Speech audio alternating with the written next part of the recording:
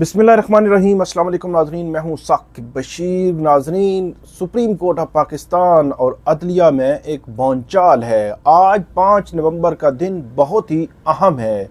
क्यों अहम है वो आपके सामने तफसीलात में रखूँगा, और आज 5 नवंबर का दिन तय करेगा कि अदलिया का आइंदा का रुख क्या होगा। क्या अदलिया जो है हुकूमत के मातहत एक कंट्रोलिंग अथॉरिटी होगी या अदलिया इंडिपेंडेंट होगी। ये अब जो है वो आज तय होना है, ये तय होगा। और रात को एक बड़े भौंचाल की निशानदेही की है सीनियर सहाफ़ी हसनात मलिक और सीनियर सहाफ़ी मतीउल्लाह जान। उन्होंने एक बड़ी खबर ब्रेक की कि जो जस्टिस मंसूर अली शाह और जस्टिस मुनीब अख्तर की जानिब से 31 अक्टूबर को एक अहम फैसला किया गया था। वो फैसला क्या था, इस सारे तनाजुर पे बात करेंगे। लेकिन कल जो लेजिस्लेशन हुई, ख़ास तौर पर प्रैक्टिस एंड प्रोसीजर एक्ट के तहत जो चीफ जस्टिस के इख्तियारात से ज़्यादा इख्तियारात आइनी बेंच के सरबराह और आइनी बेंचेस की कमेटी को दे दिए गए। तो इसका क्या मतलब है सुप्रीम कोर्ट के अंदर सुप्रीम कोर्ट या हुकूमत की जानिब से जो आज एक जुडिशल कमीशन का अहम इजलास होने जा रहा है, उस इजलास से एक रोज़ कबल सुप्रीम कोर्ट के जजेस को, सुप्रीम कोर्ट के चीफ जस्टिस को, और ख़ास तौर पर जिस जज को और जिन जजेस को आइनी बेंचेस में लगाया जाना है, उनको क्या पैगाम दिया गया है कि आपके इख्तियारात चीफ जस्टिस से भी ज़्यादा होंगे। तो इस पे तफसील के साथ जो है वो बात करते हैं कि सिनेरियो क्या बनने जा रहा है, आज का दिन क्यों अहम है। और एक अहम केस भी, इमरान खान का केस आज अडियाला जेल में समाअत के लिए मुकर्रर है, उसके हवाले से भी बात करेंगे। सबसे पहले हम शुरू करते हैं। रात को हसनात मलिक साहब और मतीउल्लाह जान साहब ने एक बड़ी खबर ब्रेक की। उनकी खबर यह थी कि 31 अक्टूबर को जब जस्टिस मंसूर अली शाह उम्रे से वापस आए, तो जस्टिस मंसूर अली शाह और जस्टिस मुनीब अख्तर ने जो प्रैक्टिस एंड प्रोसीजर कमेटी है, उस कमेटी की मीटिंग कॉल की। और उसमें उन्होंने चीफ जस्टिस जो याह्या अफरीदी है उनको कहा कि कमेटी की मीटिंग बुलाएं। उन्होंने नहीं बुलाई। और इससे कबल जो आइनी तरमीम हुई थी, उस आइनी तरमीम के खिलाफ 26वीं आइनी तरमीम के खिलाफ जो पटिशन्स आई थी, उन पटिशन्स को फिक्स करने के हवाले से 31 अक्टूबर के इजलास में जस्टिस मंसूर अली शाह और जस्टिस मुनीब अख्तर ने यह फैसला किया कि 4 नवंबर मतलब कल गुज़श्ता रोज़ के 4 नवंबर को ये फुल कोर्ट जुडिशल साइड पे फुल कोर्ट जो है वो बुलाई जाए और फुल कोर्ट इस केस को सुने, इन पटिशन्स को सुने और डिटरमिन करे और एग्जामिन करे इस 26वीं आइनी तरमीम को। तो इस हवाले से जस्टिस याह्या अफरीदी जो चीफ जस्टिस ऑफ पाकिस्तान हैं, उनकी जानिब से इस इजलास में एक तो शिरकत भी नहीं की गई, और दूसरा फुल कोर्ट के हवाले से जो फैसला जो 31 अक्टूबर को जस्टिस मंसूर अली शाह और जस्टिस मुनीब अख्तर ने किया था, उस फैसले पर रजिस्ट्रार ऑफिस ने अमल भी नहीं किया। उसने फुल कोर्ट भी नहीं, उसका रोस्टर जारी नहीं किया और फुल कोर्ट भी नहीं बैठी। अब जस्टिस मंसूर अली शाह, खबर उन्होंने ये भी दी हसनात मलिक साहब ने कि जस्टिस मंसूर अली शाह ने एक और ख़त लिखा है, जिस खत में ये कहा गया है कि इसी हफ्ते आइनी तरमीम के खिलाफ फुल कोर्ट बुलाई जाए, फुल कोर्ट बिठाई जाए और फुल कोर्ट इसको देखे। लेकिन हमने देखा कि ये तो अंदर खाने सुप्रीम कोर्ट के अंदर चीज़ें चल रही थी। 31 अक्टूबर को जो मामला हुआ था वो 4 नवंबर को सामने आया, मतलब 1, 2, 3 और 4 दिन ये खबर जो है वो छुपी रही, ये खबर सामने नहीं आई। लेकिन 4 दिन बाद ये खबर सामने आई। लेकिन दूसरी जानिब इन 4 दिनों में जस्टिस याह्या अफरीदी बड़े एक्टिव नजर आए। एक तो जस्टिस याह्या अफरीदी ने लाहौर में जेल रिफॉर्म्स के हवाले से कमेटी की मीटिंग की, और इसके अलावा जस्टिस याह्या अफरीदी ने इसी दौरानिए में जुडिशल कमीशन का इजलास भी बुला लिया। अब सबसे बड़ा और अहम सवाल तो ये है कि जो जुडिशल कमीशन ऑफ पाकिस्तान, जिसकी तश्कील 26वीं आइनी तरमीम के तहत हो रही है, अब उसका इजलास होने जा रहा है। उसका इजलास भी चीफ जस्टिस ने बुला लिया, लेकिन चीफ जस्टिस आइनी तरमीम के खिलाफ आने वाली पटिशन्स को फिक्स करने के हक में क्यों नहीं है। ऐसा लगता है कि सुप्रीम कोर्ट के अंदर भी एक डिवीजन जो हमें लग रहा था पिछले दिनों कि सुप्रीम कोर्ट यूनाइट हो रही है, सुप्रीम कोर्ट मुत्तहिद हो रही है, सुप्रीम कोर्ट के अंदर जो एक तकसीम थी वो तकसीम ख़त्म हो रही है। लेकिन अब ऐसे लगता है इस एपिसोड के बाद कि वो तकसीम ख़त्म नहीं हुई, तकसीम दोबारा से शुरू हो रही है। लेकिन इसका हतमी मामला आज हमें पता चलेगा, वो होगा जुडिशल कमीशन ऑफ पाकिस्तान का जो इजलास है उसके वक़्त। तो बात हो रही थी कि जो फुल कोर्ट बुलाने के हवाले से एक चीज़ तो नाजरीन बड़ी तय है कि आइनी तरमीम 26वीं आइनी तरमीम को सुप्रीम कोर्ट को एग्जामिन करना चाहिए। सुप्रीम कोर्ट को देखना चाहिए। हम ये नहीं कहते कि सुप्रीम कोर्ट इसको कलअदम करार दे दे, लेकिन जो हमारे आइन का बुनियादी स्ट्रक्चर है, जो पिलर्स हैं, मतलब अदलिया है, मुकन्नना है, एग्जेक्टिव है, उन पिलर्स को आप अगर हिला देंगे, उन पिलर्स को मतलब अगर जुडिशरी को आप हिला देंगे अपनी जगह पे से, उसको कमजोर कर देंगे, उसको एक मातहत इदारा बना देंगे, उसको एक पंजाब पुलिस की तर्ज का इदारा बनाने की कोशिश करेंगे, तो इसके बड़े गहरे असरात हैं हमारे पूरे सिस्टम पर, हमारे पूरे निज़ाम इंसाफ पर। और जो इंडिपेंडेंस ऑफ जुडिशरी का एक बुनियादी स्ट्रक्चर है उसको वायलेट नहीं किया जा सकता। तो इस ज़िमन में 26वीं आईनी तरमीम को सुप्रीम कोर्ट के फुल कोर्ट की तरफ से देखा जाना ज़रूरी है। लेकिन अब देखना यह है कि chief justice Yahya Afridi, justice Mansoor Ali Shah, justice Munib Akhtar या बाकी जजेस इस मामले को कैसे हैंडल करते हैं। क्योंकि एक तो ये एक राय है कि जिस जो है वो आईनी तरमीम के बेनिफिशरी खुद चीफ जस्टिस भी हैं, जिस आईनी तरमीम की वजह से जुडिशल कमीशन ऑफ पाकिस्तान में तश्कील नौ हुई है, जिस आईनी तरमीम की वजह से आईनी बेंचेस बनने हैं, जिस आईनी तरमीम की वजह से आईनी बेंचेस के सरबराह और उसमें कमेटी बननी है, तो ये सारे लोग बेनिफिशरी हैं। तो ये ही सारा जो है वो कैसे एग्जामिन कर सकते हैं। और ये एक राय है कि इसका हल ये है कि सुप्रीम कोर्ट ऑफ पाकिस्तान जो इस वक्त 16 जजेस मौजूद है, फुल कोर्ट जो मौजूद है, वही इसको एग्जामिन करे, उसके बाद डिटरमिन करे और उसके बाद इसका फैसला करे। ये नहीं हो सकता कि जो बेनिफिशरी हैं, जिनका अपना कन्फ्लिक्ट ऑफ इंटरेस्ट है, वही डिसाइड कर रहे हों कि इन आईनी तरमीम को फिक्स करना है, इन आईनी तरमीम पर बेंचेस बनने हैं, इन आईनी तरमीम पर मुकर्रर होना है, एग्जामिन होना है या नहीं होना। ये नहीं हो सकता कि वही सारा कुछ ये कर रहे हों। तो इसलिए इस पर फुल कोर्ट जरूरी है। तो ये एक एपिसोड, एक नई जो है वो चीज़, एक नई डायमेंशन जो है वो नजर आई है अदलिया के अंदर। अब आज का दिन इसलिए अहम मैं कह रहा हूं क्योंकि आज जुडिशल कमीशन ऑफ पाकिस्तान का इजलास होने जा रहा है। ये पहला इजलास है 26वीं आईनी तरमीम के बाद 12 मेंबरान पर मुश्तमिल ये इजलास होगा। वैसे तो 13 मेंबरान है, लेकिन पहले इजलास में 12 मेंबरान होंगे। वो एक अलग बहस है कि क्या 12 मेंबरान को जुडिशल कमीशन कहा जा सकता है, क्योंकि आइन में तो लिखा हुआ है 13 मेंबरान होंगे।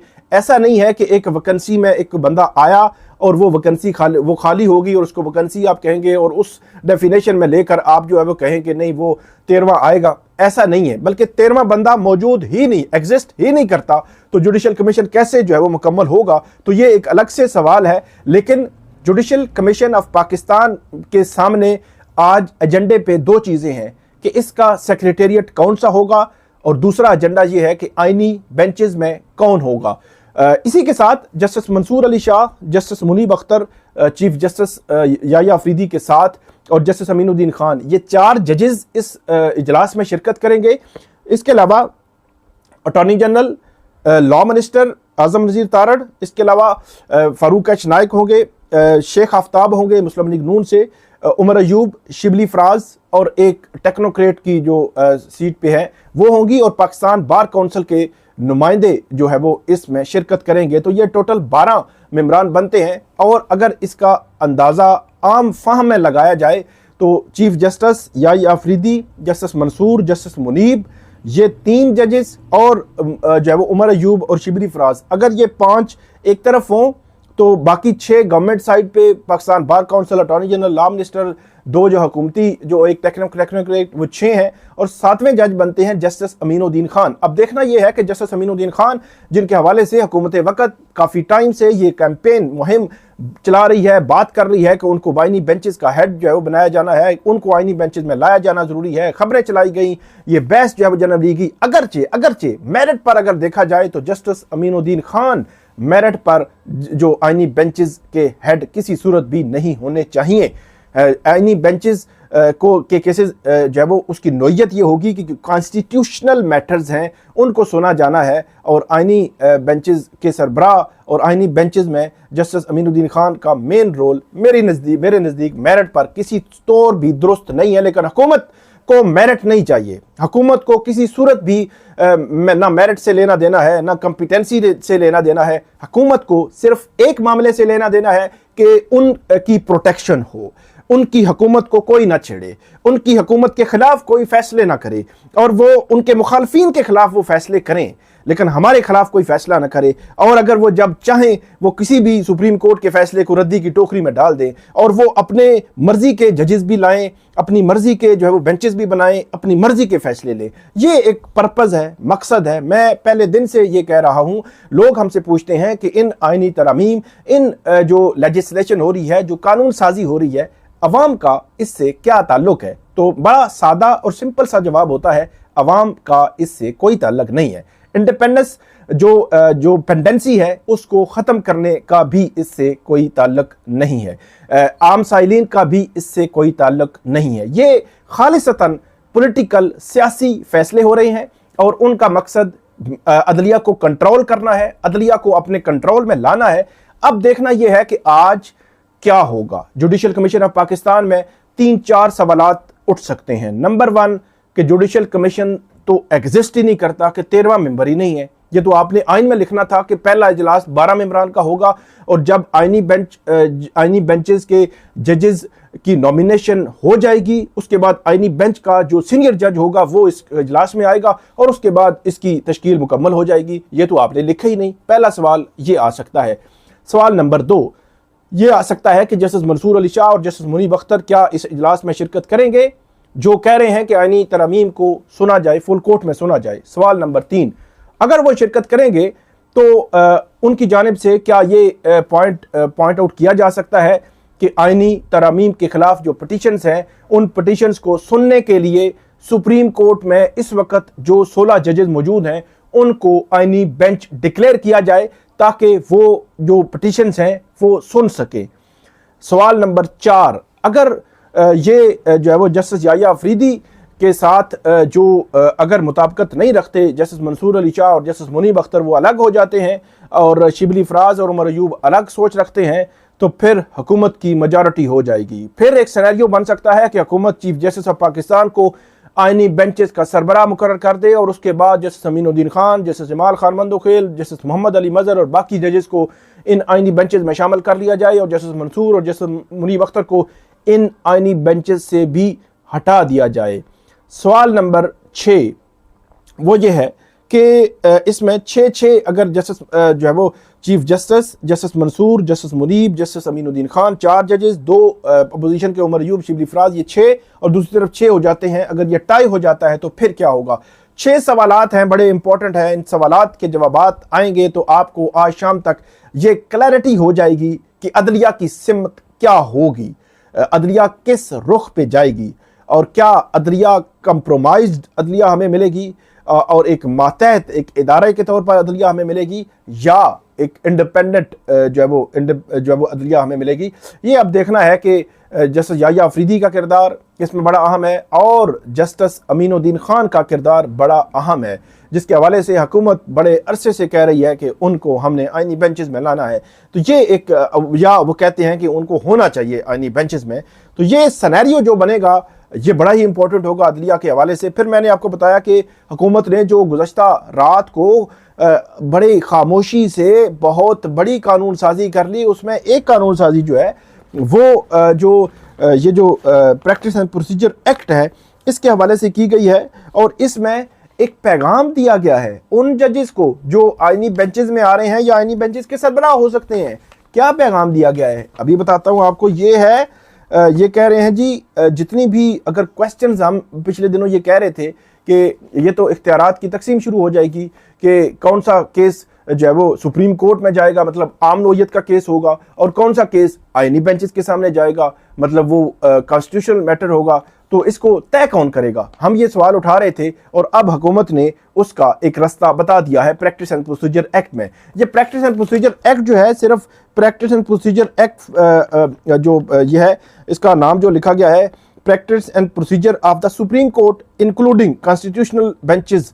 तो ये अब प्रैक्टिस एंड प्रोसीजर जो है वो होगी सुप्रीम कोर्ट के लिए भी और कॉन्स्टिट्यूशनल बेंचेस के लिए भी, दोनों की अलग अलग कमेटीज़ होंगी। और इसमें ये कहा गया है कि जितने भी ये मामले होंगे कि कोई पिटीशन है, अपील है, रिव्यू एप्लीकेशन है, वो जो है वो कहाँ पे जाएगी, वो सुप्रीम कोर्ट के सामने जानी है या आइनी बेंचेस के सामने जानी है। तो उसमें ये कहा गया है कि जो कमेटी है वो कमेटी इसको डिटरमिन करेगी। कौन सी कमेटी? जो आईनी बेंचेस की कमेटी होगी, मतलब आईनी बेंचेस के जो टॉप 3 जजेस होंगे उनकी एक कमेटी होगी, वो डिटरमिन करेगी कि ये आईनी बेंचेस का ये केस है या सुप्रीम कोर्ट का केस है। तो अब अंदाजा लगा लें कि अगर चीफ जस्टिस ऑफ पाकिस्तान इस आईनी बेंच में हिस्सा नहीं होते तो सुप्रीम कोर्ट के अंदर एक सुप्रीम कोर्ट जो है वो आपको बनती नजर आएगी कि चीफ जस्टिस ऑफ पाकिस्तान नहीं बल्कि वो आईनी बेंच का सरबराह और आईनी बेंचेस में शामिल 3 जजेस तय करेंगे कि ये केस हमारा है या चीफ जस्टिस ऑफ पाकिस्तान जो सुप्रीम कोर्ट को देख रहे हैं ये उनका केस है। तो ये सुप्रीम कोर्ट के अंदर एक सुप्रीम कोर्ट आपको बनती हुई नजर आएगी। और कहा गया है रजिस्ट्रार को कि आप जो है वो पूरी एडमिनिस्ट्रेटिव और सेक्रेटेरियल जो सपोर्ट है वो आईनी बेंचेस के हवाले से आप जो है वो उनको प्रोवाइड करेंगे। और ये कहा गया है कि इसमें तमाम सूबों के जजेस होंगे। मैं पहले दिन से ये कह रहा हूं कि तमाम सूबों के जजेस का मतलब ये है कि अब जाले जजेस ले आए, आप जो है वो कुछ मुस्लिम लीग नून के जजेस ले आए। मैं तो ये कह रहा हूं कि इस तरह करें कि तमाम पॉलिटिकल पार्टीज को एक कोटा दे दिया जाए, वो अपने जज लाएं। पता हो कि ये मुस्लिम लीग नून के जज साहब हैं और ये पीपल्स पार्टी के जज साहब हैं और ये पीटीआई के जज साहब हैं, ये JUIF के जज साहब हैं। तो वो उस तरह जो है वो चलते रहें और उस तरह जो है वो उसको देखते रहें। तो ये फिर जो है वो ये सारी तकसीम ही ख़त्म हो जाए। अपना जज, अपने फैसले, अपने अदालत, अपनी जो सुप्रीम कोर्ट, अपने आईनी बेंच, तो मामला ही ख़त्म हो जाए। तो 34 जज भी जो है वो ले आए हैं। तो अब देखना, मैंने शुरू में आपको बताया था कि आज ये डिटरमिन हो जाएगा कि ये अब ऊँट किस करवट बैठना है। अगर तो ऊँट ने जनाब बैठना है एक इंडिपेंडेंस ऑफ जुडिशरी की शक्ल में, तो फिर स्ट्रगल करनी पड़ेगी। वो मुनीर मलिक ने ये कहा था आज से 3 रोज़ कबल कि हम एक वकला तहरीक शुरू करेंगे, हम कोशिश करेंगे और हम जो है वो मुतालबा करते हैं सुप्रीम कोर्ट ऑफ पाकिस्तान से कि वो फुल कोर्ट बिठाए और फुल कोर्ट इस आइनी तरमीम के खिलाफ दरखास्तों को सुने। और ये कहा गया था कि जुडिशरी को फ्रंट पे लीड करना होगा इस जो है वो इंडिपेंडेंस ऑफ जुडिशरी की इस स्ट्रगल में। तो अब देखना है कि क्या जुडिशरी फ्रंट पे लीड करेगी या जस्टिस याह्या अफरीदी, जो माजी में हमने देखा है कि हमेशा से अलग थलग एक राय रखते हैं और वो बेंचेस से अलग भी हो जाते हैं। एक मतलब 13 जजेस में भी उनकी अलग राय, उनकी जो मिलिट्री कोर्स वाले केसेस में भी अलग राय। तो क्या वो अलग थलग राय रख कर इस इंडिपेंडेंस ऑफ जुडिशरी के इस जो मामला है इस पे कंप्रोमाइज़ होंगे या इस स्ट्रगल में अपना हिस्सा डालेंगे? तो देखते हैं कि आज का दिन जो है वो क्या रंग लाता है और ऊंट जो है वो किस करवट बैठता है। तो ये थी आज की हमारी वीडियो। उम्मीद है आपको पसंद आएगी। इस पे फीडबैक दीजिएगा। अल्लाह हाफिज़।